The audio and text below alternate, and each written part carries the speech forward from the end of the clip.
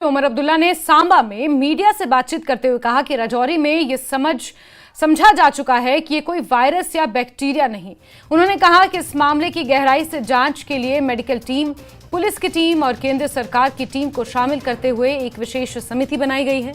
मुख्यमंत्री ने कहा कि हम इस मुद्दे का जवाब ढूंढ रहे हैं और लोगों को सही जानकारी देंगे, लेकिन इसमें थोड़ा वक्त लग सकता है। बने हुए अभी 2 दिन भी नहीं हुए। अभी कम से कम हिंदुस्तान के मुतल्लिक फ़िलहाल जो उनका रवैया रहा है अच्छा रहा है। इससे पहले जब वो थे तो उनके और प्रधानमंत्री मोदी के ताल्लुकात अच्छे थे।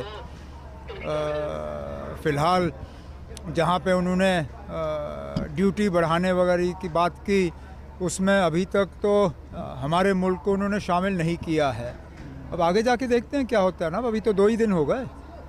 सर, अभी फिर से जो रजौरी में केसेस आए हैं अचानक से, नहीं ना, केस आ गए। फ़िलहाल तो तहकीकात हमारी जारी है।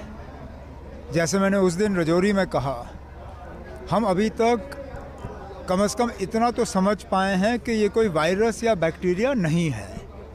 अब क्या चीज़ है, इसके लिए हमारी अपनी मेडिकल टीम, मरकज़ की टीम और पुलिस का अब सिट भी बिठाया गया है। हम जवाब जो है वो हासिल करेंगे और लोगों को बताएंगे। अब इसमें थोड़ा सा वक्त लग रहा है क्योंकि अभी तक सब्सटेंस क्या है, किस वजह से ये सब हो रहा है, इसके बारे में पूरी तरह से हम पता नहीं कर पाए। जैसे कर पाएंगे आपको बता देंगे। दिल्ली इलेक्शन का क्या